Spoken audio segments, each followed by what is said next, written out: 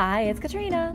Giant horror birds. Fossils recovered in Antarctica show some of the most horrific birds that ever soared the skies. The bone specimens found on the icy continent represent the oldest member of a particular giant extinct bird species called Pelagornithid. This bird once patrolled the area around the southern oceans and boasted an unbelievable wingspan of 21 feet. That's pretty extraordinary, especially by today's standards.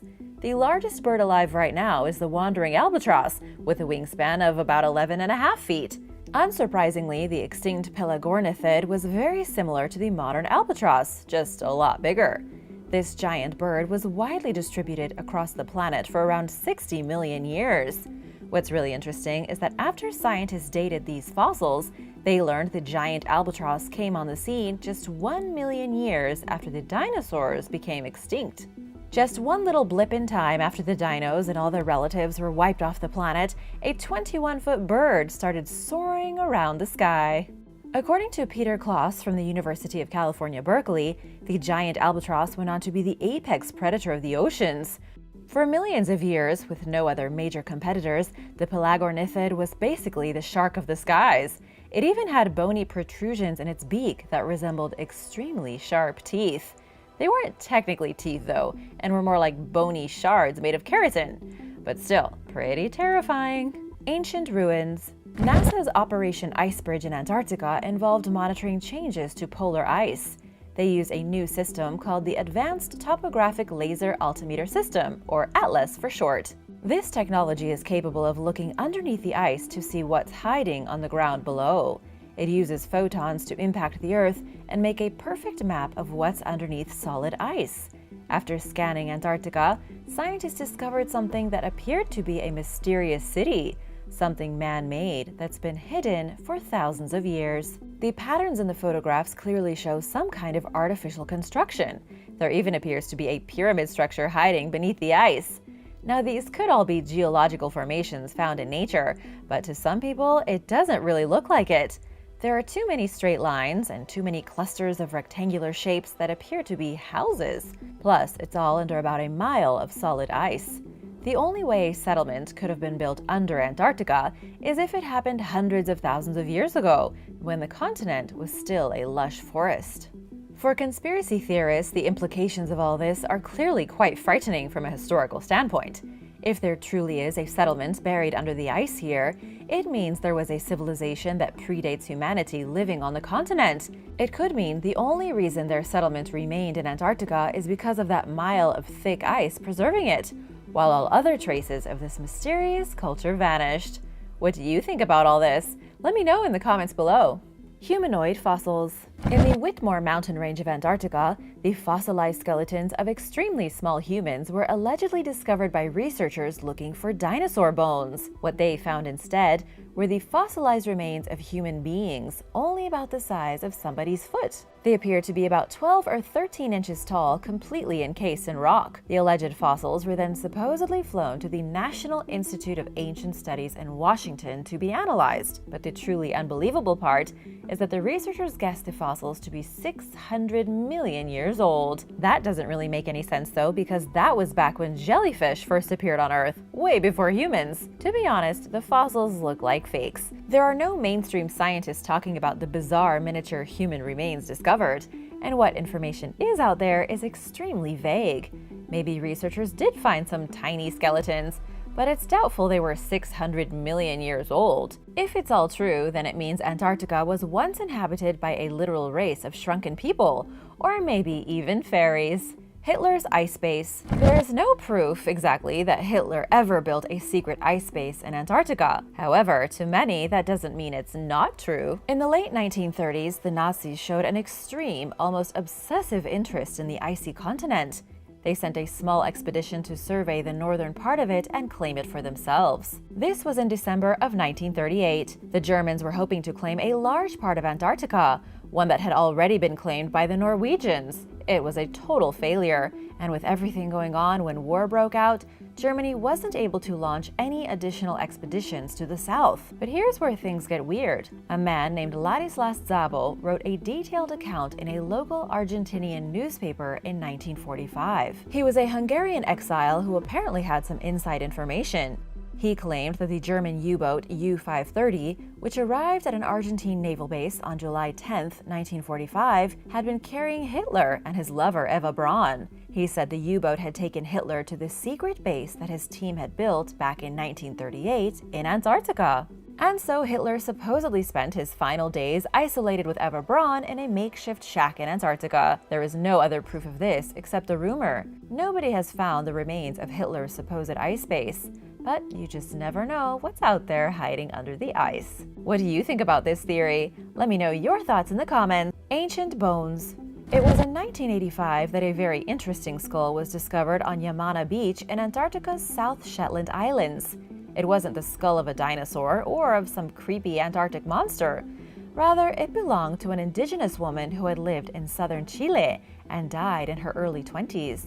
The skull was over a century old, suggesting the woman died sometime around 1819 to 1825. And even though this makes the skull only about 200 years old, it is still the oldest piece of human remains found on the continent. The place where this skull was found was once a camp for sealers in the 19th century. These were the people that hunted seals for their blubber and fur. But because there were no female sealers, nobody really knows where this woman fit in. Maybe she was a captive. She may have been stolen from Chile by foreign sealers and brought to the camp. Or she may have been there with her own group of hunters. It's all very confusing and nobody knows the truth. What's important is that this woman's skull could play a key role in determining who Antarctica belongs to in the coming years. You see, there's currently a treaty that says Antarctica is a natural reserve, not owned by anyone and specifically used for scientific research. When that treaty expires in the year 2048, nations could start fighting over who gets to mine Antarctica's resources. And when that happens, the oldest human skull found on the continent could give Chile a more legitimate claim than other countries. I want to give a big shout out to DefTweet44 and Dondia L. Thanks so much for watching and supporting Origins Explained.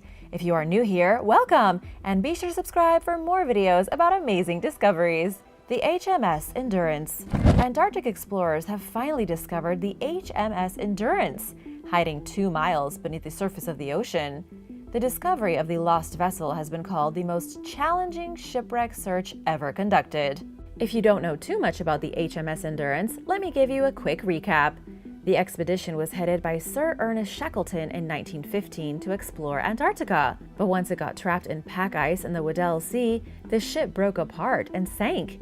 It then sat on the bottom of the sea for 107 years before it was finally discovered in March of 2022. Menson Bound, the director of the exploration, said it's the finest wooden shipwreck he has ever seen in his whole life. While you might expect such an old ship to have broken apart, the Antarctic cold has actually left it remarkably preserved. Even the name Endurance is still written legibly across the stern. How is it so perfectly preserved? It's because the sea life that would normally feed on wood simply isn't present in such icy waters. Instead of the wood being eaten, the whole ship has been colonized by Antarctic sea squirts and sponges. A rock from space. Scientists conducting studies at the Princess Elizabeth Antarctica Research Station discovered a massive chunk of chondrite stuck in the ice. The scientists were purposely looking for meteorites that they believed to be scattered across the Nansen ice field in late January. That was when they came across the unexpectedly enormous 40-pound hunk of chondrite. It proved to be the biggest meteorite anyone has ever found in East Antarctica in the past 25 years. Here's something you might not know. Antarctica is one of the best places in the world to go meteorite hunting. This may have been the biggest specimen the team ever discovered, roughly the size of a fat pumpkin, but it wasn't the only one. By the end of their investigations, they had plucked 165 pounds of meteorites out of the ice. In total, they packed 425 meteorites in their luggage to take back to their laboratories for research. Why are there so many meteorites in Antarctica? It's not that more space rocks land here than anywhere else. It's the fact that thanks to the endless stretches of white ice and snow, Black space rocks are incredibly easy to find. It's like Easter egg hunting in the snow with giant black eggs. Anybody want to go? Let me know. Giant monster egg. In 2011, researchers discovered a large and very peculiar fossil in Antarctica. Recently, this mysterious fossil has been identified as a giant egg that was laid by a marine reptile 66 million years ago. The egg had been sitting in a collection at the National Museum of Natural History in Chile until a team from the University of Texas came along and analyzed it. They found the egg to be approximately 11.7 inches in length, which makes it the largest specimen of a soft-shell egg ever found. It's also the second largest of any egg, hard or soft, found from any species. Paleontologists are fairly certain the egg was laid by an extinct marine monster known as a mosasaur. Considering how huge the egg is, it very clearly belonged to a truly tremendous animal. It's the size of a dinosaur egg, but at the same time, nothing like a dinosaur egg. One of the lead researchers, Lucas Legendre, says the egg is more similar to those from lizards and snakes, but because of its size, it was obviously laid by a monumental beast.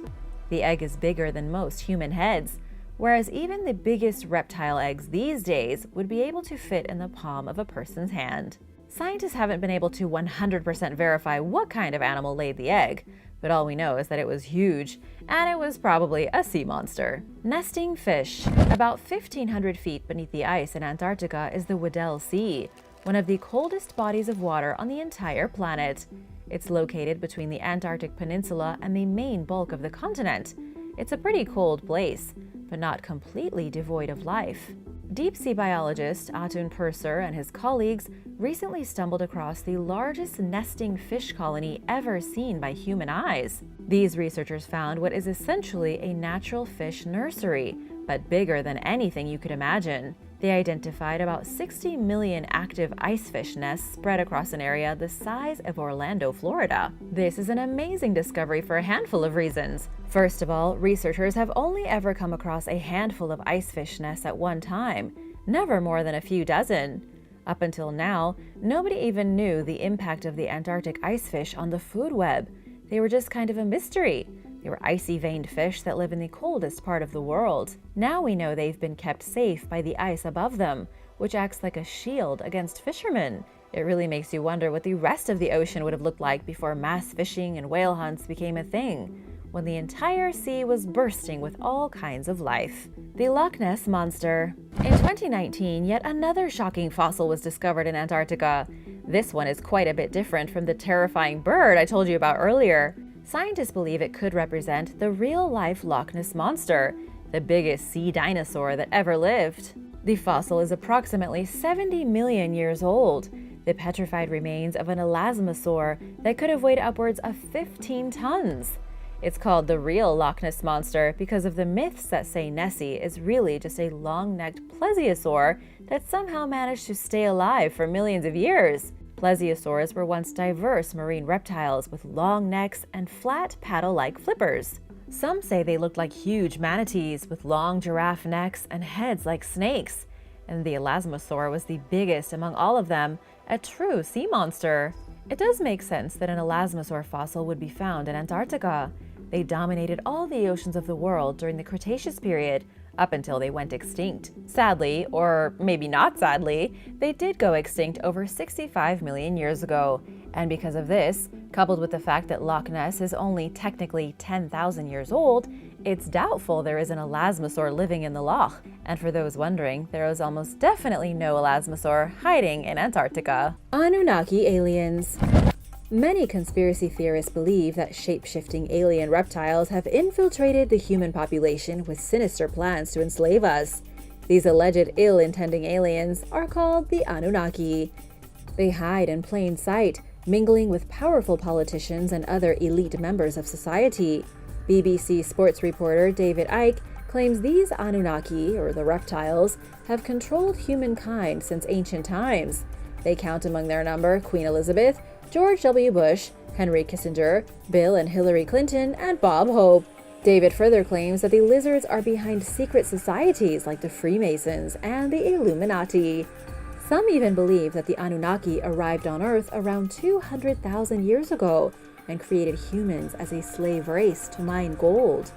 According to the theory, they engineered our existence using their DNA, and they can activate bits and pieces of it to stop us from becoming as smart as them.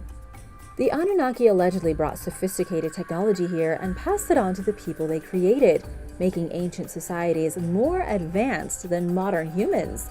But these ancient societies lost the technology at some point or another, and today's experts have only found scant remains of it. The Anunnaki were actually real, but not in the way you might think of them now.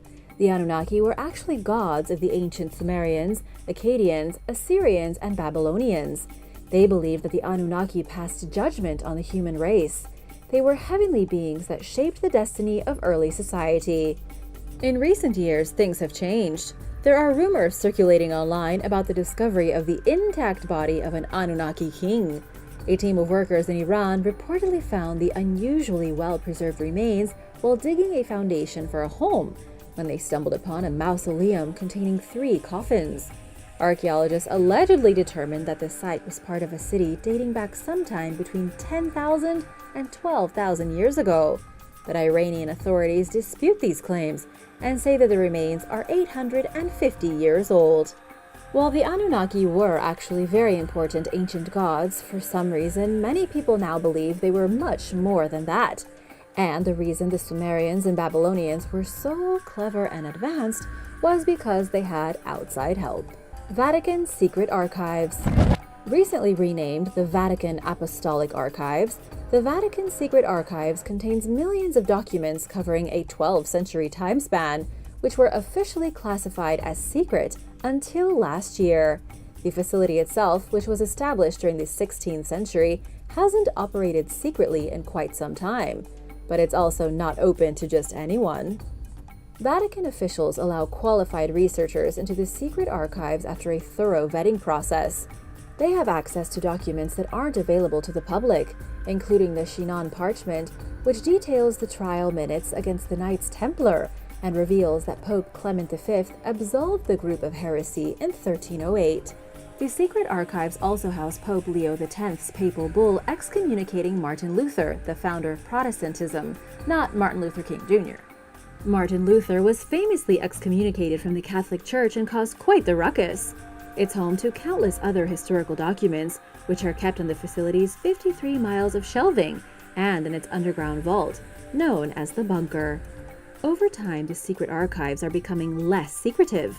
In recent years, the Vatican allowed journalists to take a tour for the first time, and the facility's recent name change to the Vatican Apostolic Archives reflects the Church's trying to increase its transparency.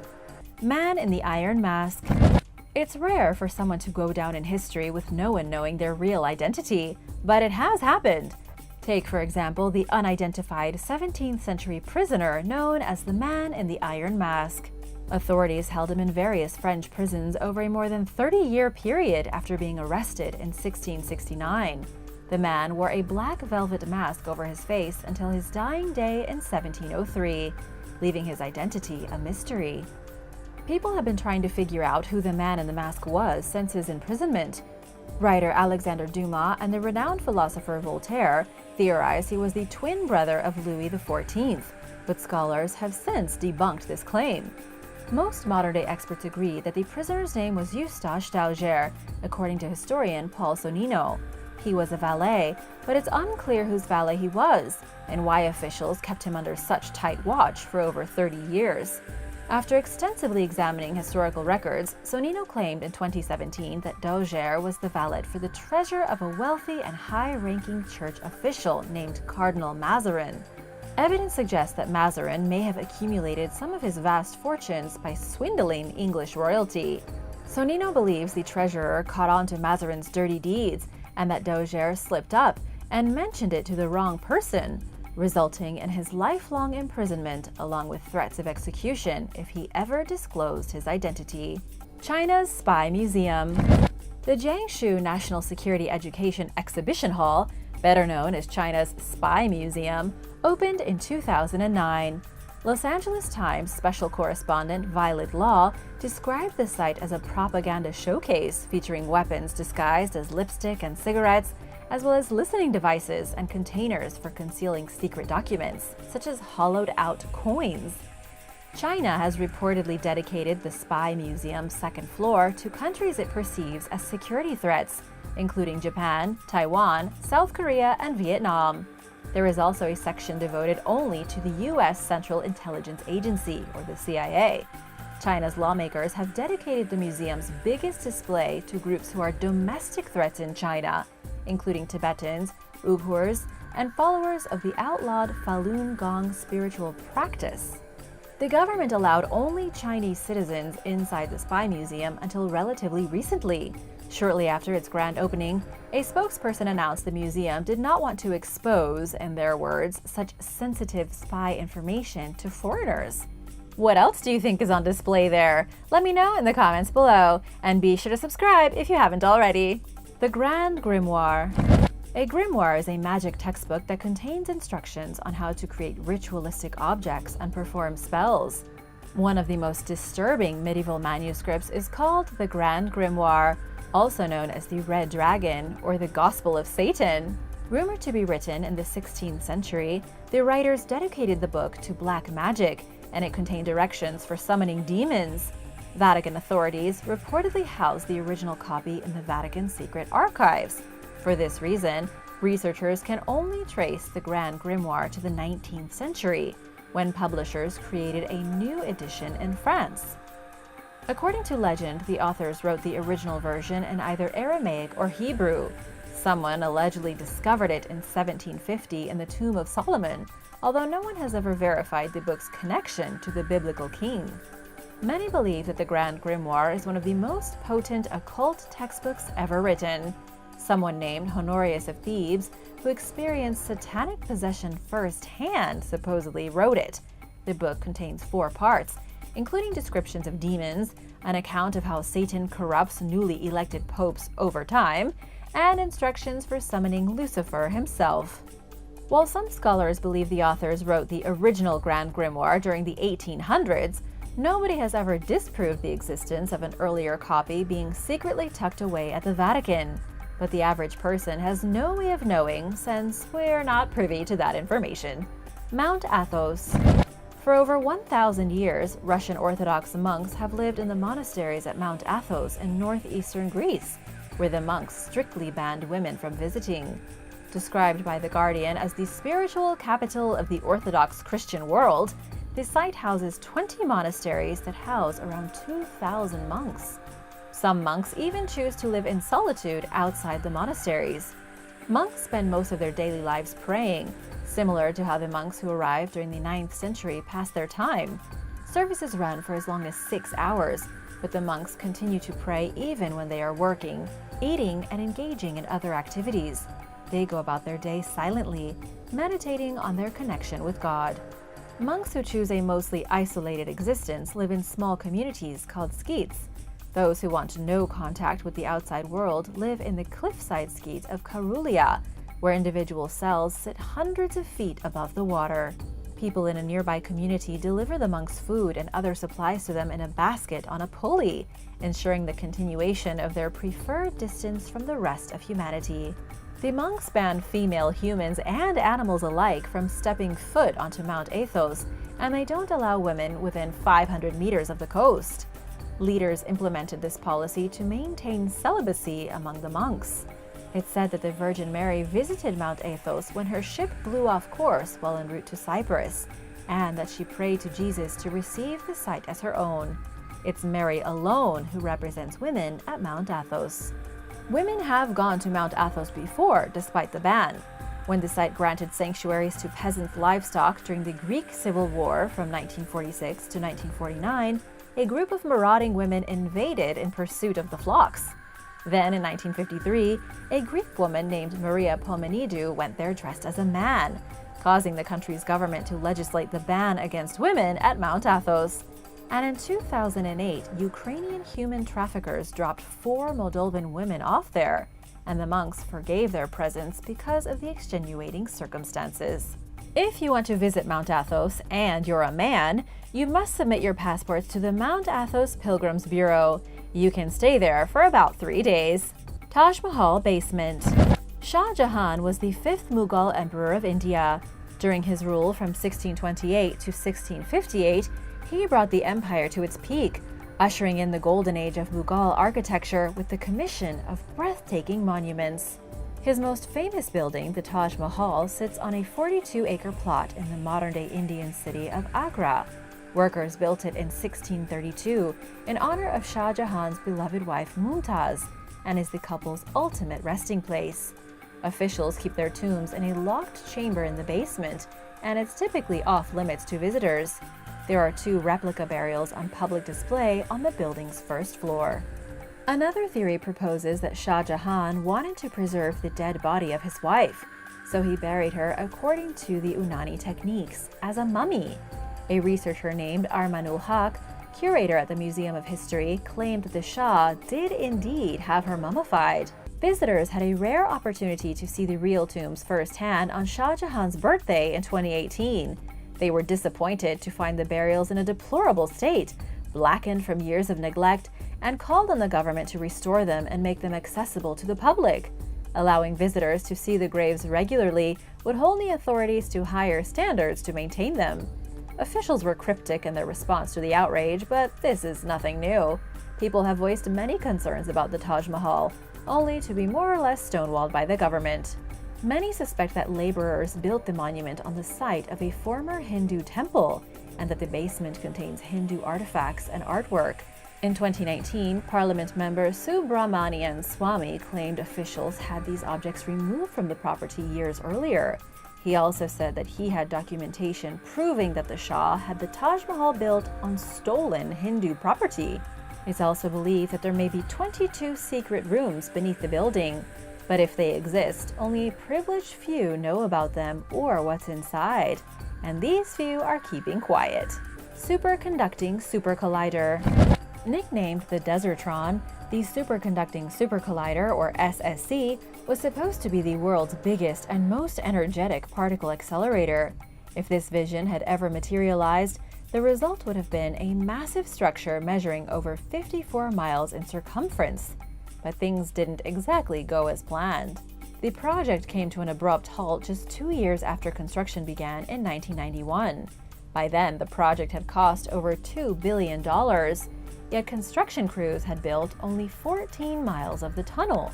During the planning stages, the designers of the structure estimated the total cost at around $4.4 billion.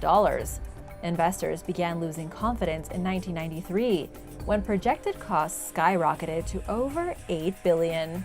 A report by the Inspector General from the Department of Energy criticized the Super Collider's officials for poor management and high costs. Eager to see the project through, then President Bill Clinton tried to stop it from being canceled, but Congress went against his wishes and revoked federal funding, ending the plans for good.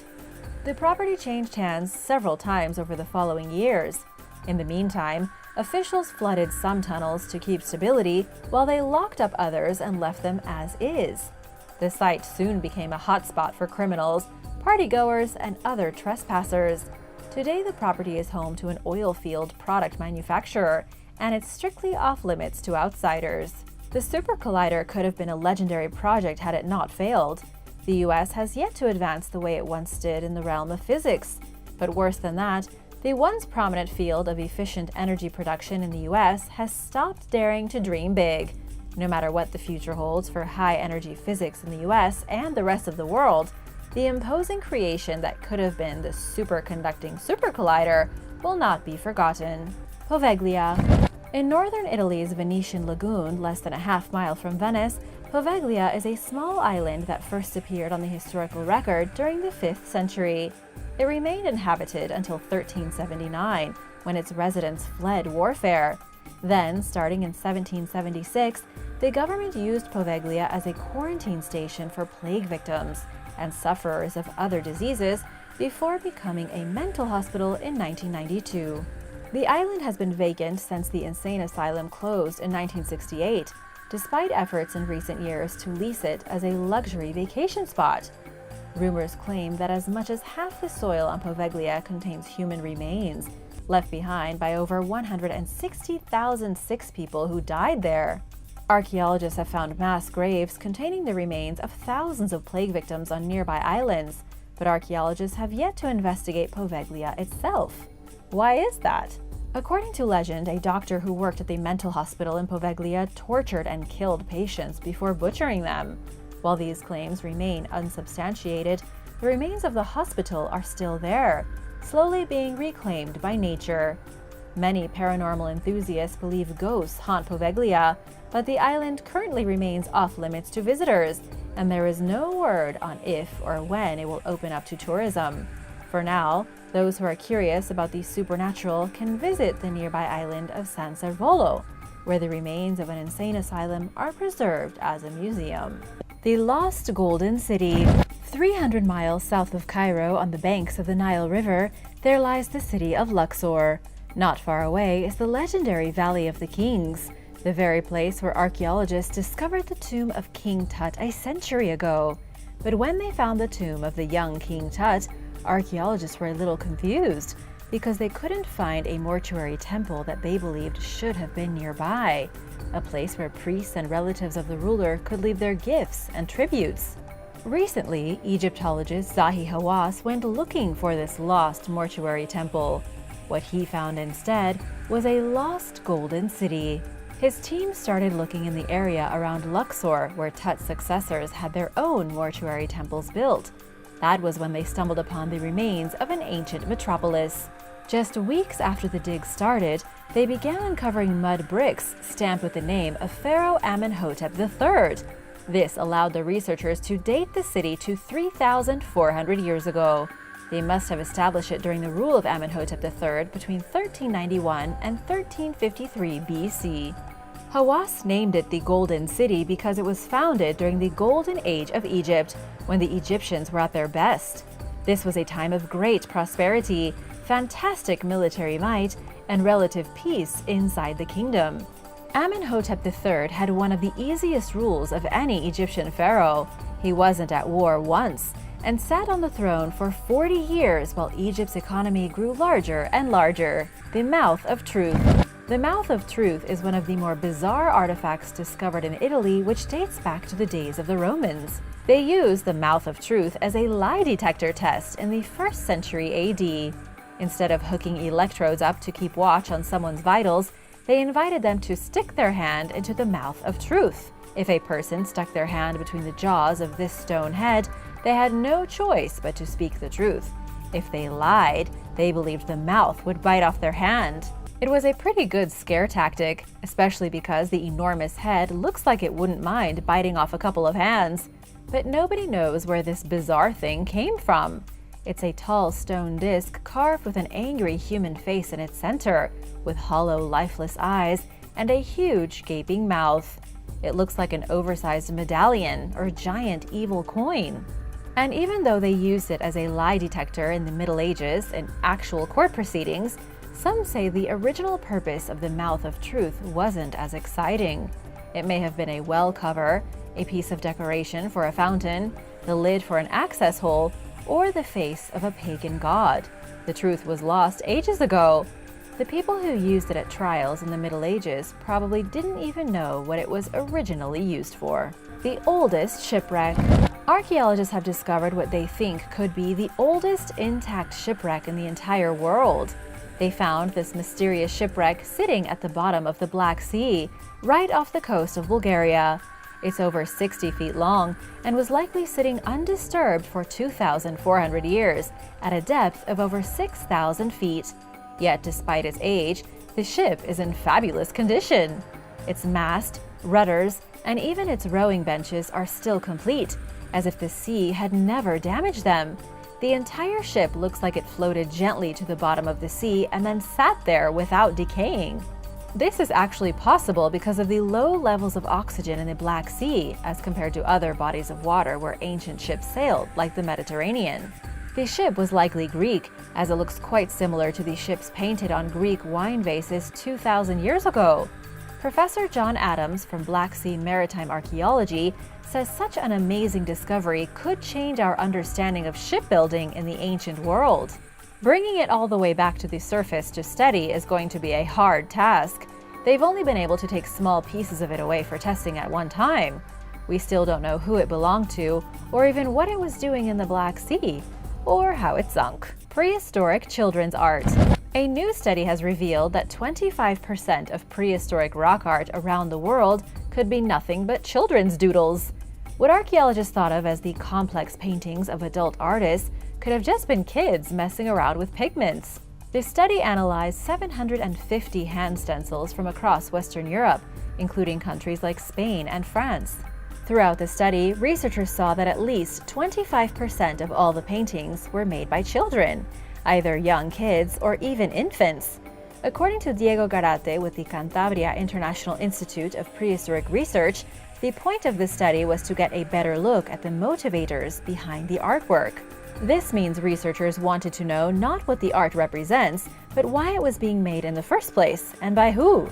Learning that kids did so much of the artwork kind of turns the world of prehistoric rock art on its head. Before the study, scientists agreed worldwide that prehistoric men were the only ones who created art in caves. There's been a kind of mythical status surrounding a lot of rock paintings, with anthropologists dissecting them endlessly. And now it's become ironic that they have done so much studying to pick apart the drawings of a bunch of 5-year-olds. It's the equivalent of 10,000 years of archaeologists studying a modern kid's refrigerator painting of a dinosaur. The Cursed Tablet. This new discovery of a mysterious cursed tablet could prove to be the key in learning once and for all who wrote the Bible and when. The folded lead tablet contains a written curse on the inside, and they discovered it in the Holy Land on Mount Ebal just a little while ago.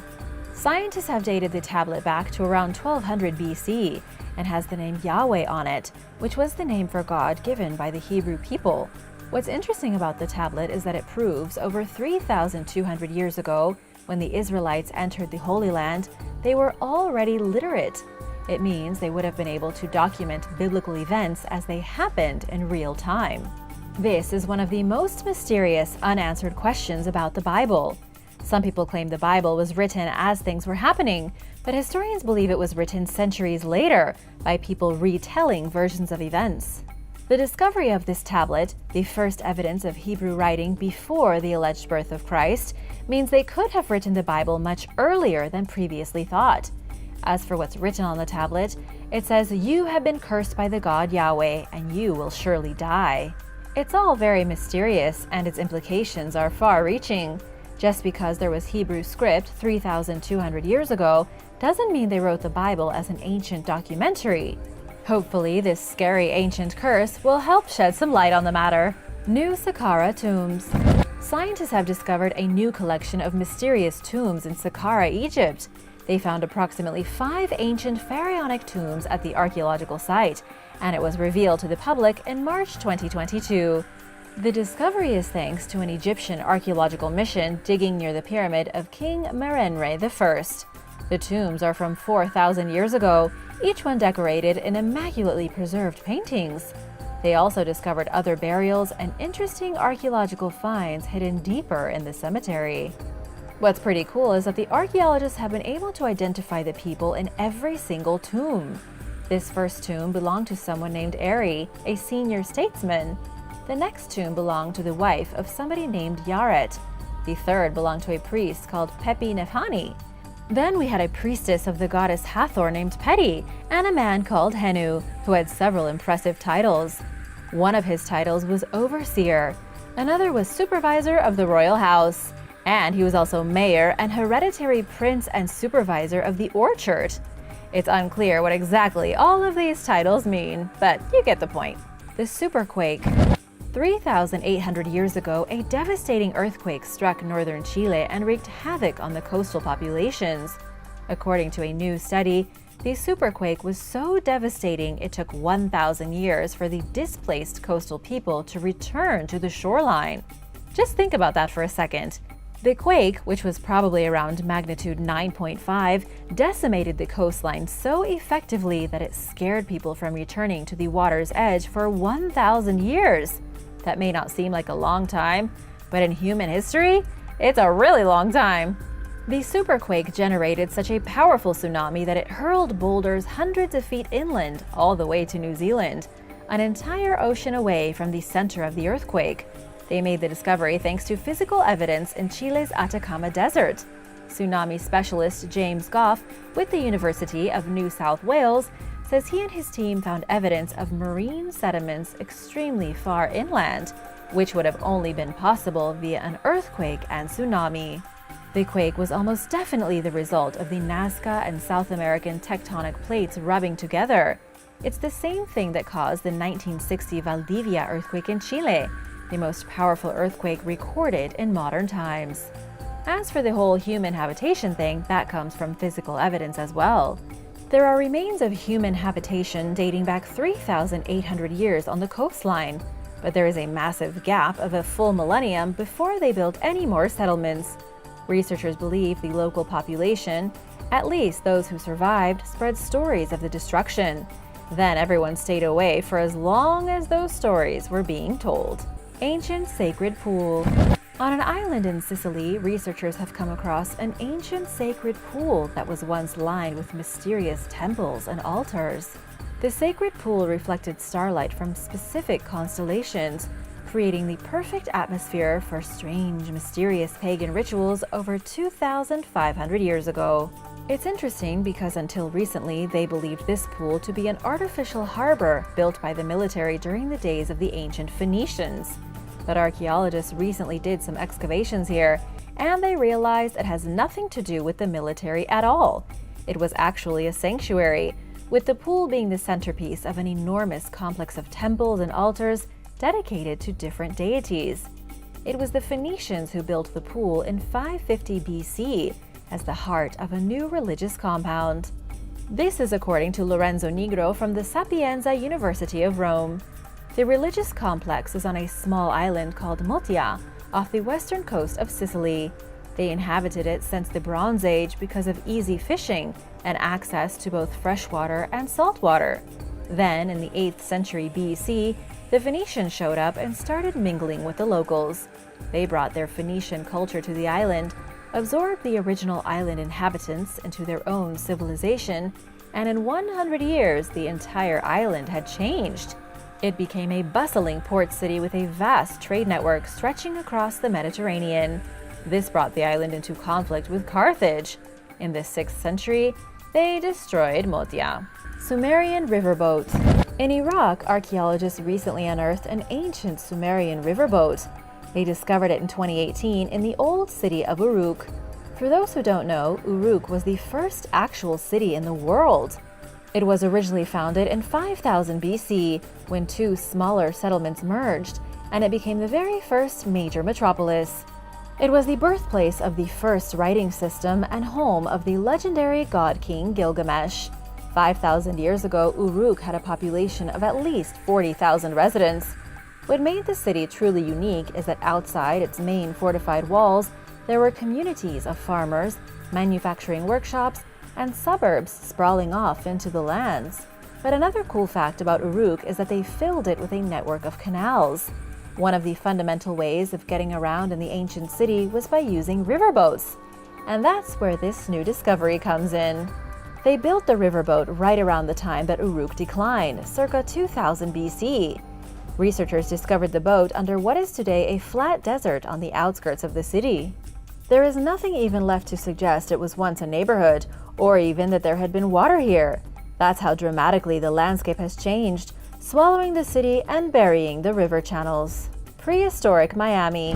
During the demolition of what was once a parking garage in Miami, archaeologists came across prehistoric artifacts and ancient human remains. They originally built the parking garage in 1972 for the U.S. Custom House, but apparently nobody had realized they were building it over an archaeological site.